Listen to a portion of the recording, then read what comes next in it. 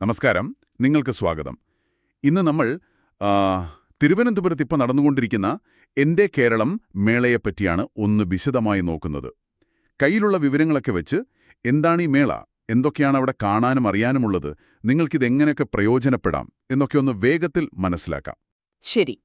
ഈ തിരുവനന്തപുരത്തെ മേളയ്ക്ക് കനകക്കുന്നിൽ നടക്കുന്നതുകൊണ്ട് മറ്റ് ജില്ലകളിൽ നടന്നതിനേക്കാൾ എന്തൊക്കെയോ പ്രത്യേകതകളുണ്ട് അല്ലേ?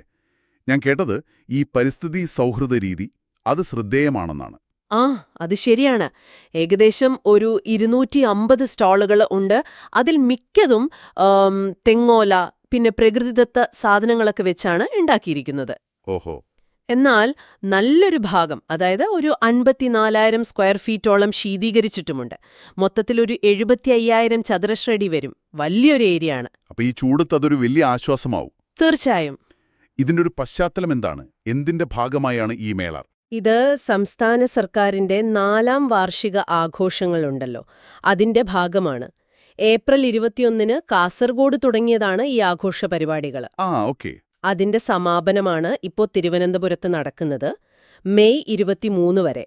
പ്രധാന ലക്ഷ്യം മന്ത്രി വി ശിവൻകുട്ടി പറഞ്ഞ പോലെ സർക്കാരിന്റെ കഴിഞ്ഞ 4 വർഷത്തെ നേട്ടങ്ങള്, വികസന കാര്യങ്ങളൊക്കെ ജനങ്ങളിലേക്ക് എത്തിക്കുക എന്നതാണ്. ഓ ശരി. പിന്നെ ഇതിന്റെ സമാപന സമ്മേളനം അത് പുത്തരിക്കേണ്ട മൈതാനത്താണ്.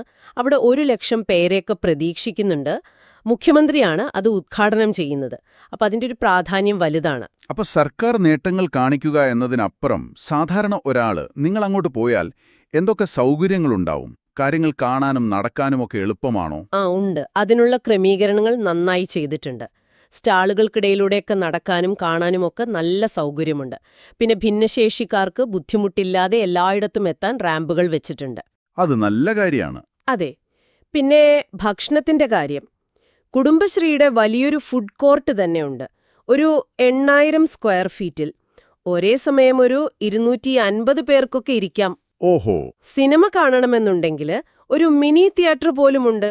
ഒരു 75 പേർക്ക് ഇരിക്കാവുന്ന ഒന്ന്. രാവിലെ 10 മണി മുതൽ രാത്രി 9 മണി വരെയാണ് സമയം. പ്രവേശനം ഫ്രീ ആണ്. ശരി, പ്രവേശനം സൗജന്യമാണ്. നല്ലൊരു ഭാഗം എയർ കണ്ടീഷൻഡുമാണ്. അതെ അതെ. അപ്പോൾ സൗകര്യങ്ങൾ കൊള്ളാം. ഇനിയിപ്പോ സ്റ്റാളുകളുടെ കാര്യം, എന്തൊക്കെയാണ് അവിടെ പ്രധാനമായിട്ടും കാണാനും വാങ്ങാനും ഉണ്ടാവുക? വെറും പ്രദർശനമാണോ? അല്ലല്ല, രണ്ടുമുണ്ട്. അതാണ് അതിൻ്റെ ഒരു പ്രത്യേകത. ഏകദേശം ഒരു 161 സ്റ്റാളുകൾ സർക്കാർ സേവനങ്ങൾക്കും പിന്നെ വിവിധ വകുപ്പുകളുടെ പ്രവർത്തനങ്ങൾ പരിചയപ്പെടുത്താനുമാണ്. അതോടൊപ്പം ഒരു 89 സ്റ്റാളുകൾ വാണിജ്യ ആവശ്യങ്ങൾക്കുള്ളതാണ്. അതായത് നിങ്ങൾക്ക് സാധനങ്ങൾ വാങ്ങാം. എന്തൊക്കെ തരം സാധനങ്ങൾ? പലതരമുണ്ട്. വനം വകുപ്പിന്റെ വനശ്രീ സ്റ്റോളിൽ നിന്ന് തേന്, മറ്റ് വനവിഭവങ്ങളൊക്കെ കിട്ടും. പിന്നെ കരകൗശല വസ്തുക്കൾ, കൈത്തറി വസ്ത്രങ്ങൾ, പലതരം ഫുഡ് പ്രോഡക്ട്സ്, കയർ ഉൽപ്പന്നങ്ങൾ, ആയുർവേദ മരുന്നുകൾ, കർഷകരുടെ ഉൽപ്പന്നങ്ങൾ, പിന്നെ ഈ MSME ഉണ്ടല്ലോ, ചെറുകിട സംരംഭകരുടെ. അതെ അതെ, അവരുടെ ഉൽപ്പന്നങ്ങൾ വരെ വാങ്ങാൻ കിട്ടും. പ്രാദേശിക സംരംഭകർക്ക് ഇതൊരു നല്ല അവസരം കൂടിയാണ് അവരുടെ സാധനങ്ങൾ വിൽക്കാൻ. ശരിയാണ്. വാങ്ങുന്ന കാര്യം മാത്രമല്ല, ചില സർക്കാർ സേവനങ്ങളും അവിടെ കിട്ടുമെന്ന് കേട്ടല്ലോ. ഉണ്ട്, അതും സൗജന്യമായിട്ട്. പുതിയ ആധാർ എടുക്കാനും ഉള്ളതിലെ തിരുത്തലുകൾ വരുത്താനും അവിടെ സൗകര്യമുണ്ട്. പിന്നെ റേഷൻ കാർഡുമായി ബന്ധപ്പെട്ട കാര്യങ്ങൾ, എംപ്ലോയ്മെന്റ് രജിസ്ട്രേഷൻ പുതിയതായി ചെയ്യാനും പുതുക്കാനും ഒക്കെ പറ്റും. ചില ബേസിക് ഹെൽത്ത് ചെക്കപ്പുകളും അവിടെ ചെയ്യുന്നുണ്ട്. ഇതൊക്കെ വളരെ ഉപകാരപ്രദമാണല്ലോ. അതെ. പിന്നെ സർക്കാരിന്റെ IPRD, അതായത് information and public relations department, ഒരു വലിയ തീം പവേലിയൻ തന്നെ ഒരുക്കിയിട്ടുണ്ട്. അതിൽ കേരളത്തിന്റെ വികസന കാര്യങ്ങളൊക്കെ വിശദീകരിക്കുന്നുണ്ടാവും. ഓക്കെ. അപ്പോ സേവനങ്ങളായി, ഷോപ്പിംഗ് ആയി, ഇനി വേറെ എന്താണ് ആകർഷണം, പ്രത്യേകിച്ച് ഫാമിലി ആയിട്ടൊക്കെ വന്നാല്? ഫാമിലിയായി വരുന്നവരെയും പിള്ളേരെയൊക്കെ ആകർഷിക്കാൻ വേറെയും കാര്യങ്ങളുണ്ട്. ടെക്നോളജിയിൽ താൽപര്യമുണ്ടെങ്കിൽ ചില ലൈവ് ഡെമോൺസ്ട്രേഷനുകളൊക്കെയുണ്ട്. പിന്നെ സ്കൂള് തുറക്കാറായല്ലോ, അപ്പോൾ കുറഞ്ഞ വിലയ്ക്ക് പുസ്തകങ്ങള്, ബാഗുകള്, മറ്റു പഠന സാമഗ്രികളൊക്കെ വാങ്ങാൻ ഒരു സ്കൂൾ മാർക്കറ്റും ഒരു പുസ്തകമേളയും സജ്ജീകരിച്ചിട്ടുണ്ട്. കൊള്ളാം. പിന്നെ ഭക്ഷണത്തിന്റെ കാര്യം നേരത്തെ പറഞ്ഞല്ലോ. കുടുംബശ്രീയുടെ ഫുഡ് കോർട്ട്, അവിടെ വനസുന്ദരി ചിക്കൻ പോലെയുള്ള സ്പെഷ്യൽ ഐറ്റംസ്, പിന്നെ നല്ല നാടൻ കപ്പയും മീൻകറിയും. പാൽക്കപ്പ, ബീഫ് റോസ്റ്റ്, പിന്നെ ഈ മുളയറി പായസം, ഊരുകാപ്പി, അങ്ങനത്തെ അധികം കിട്ടാത്ത നാടൻ രുചികളൊക്കെ ഉണ്ടാവും. കേട്ടിട്ട് തന്നെ കൊതിയാവുന്നു. വൈകുന്നേരങ്ങളിലോ എന്തെങ്കിലും കലാപരിപാടികൾ? ഉറപ്പായും. എല്ലാ ദിവസവും വൈകുന്നേരം കനകക്കുന്നിലെ നിശാഗന്ധി ഓഡിറ്റോറിയത്തിൽ പരിപാടികളുണ്ട്.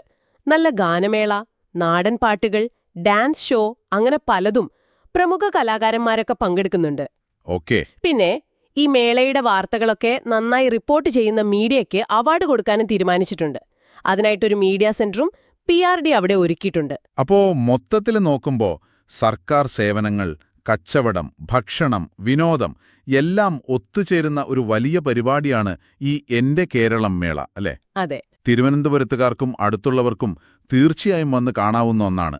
പ്രത്യേകിച്ച് ഈ പരിസ്ഥിതി സൗഹൃദ സമീപനം എടുത്തു പറയേണ്ടതാണ്. തീർച്ചയായും. ഈ മേളയിലെ ഈ ഒരു സംയോജനം കാണുമ്പോൾ, അതായത് സർക്കാർ സേവനങ്ങളും കച്ചവടവും വിനോദവുമെല്ലാം ഒരുമിപ്പിക്കുന്നത് കാണുമ്പോൾ എനിക്കൊരു ചിന്ത വന്നു. ഭാവിയിൽ പൊതുജനങ്ങളുമായിട്ട് സംവദിക്കാൻ, സർക്കാർ കാര്യങ്ങൾ അറിയിക്കാൻ, സേവനങ്ങൾ എളുപ്പത്തിൽ ലഭ്യമാക്കാനൊക്കെ ഇതുപോലുള്ള രീതികൾ എത്രത്തോളം ഫലപ്രദമായേക്കാം? ശരിയാണ്, അതൊരു സാധ്യതയാണ്. ഒരുപക്ഷേ സർക്കാർ സംവിധാനങ്ങൾ മാറുന്നതിന്റെ ഒരു സൂചനയാണോ ഇത്?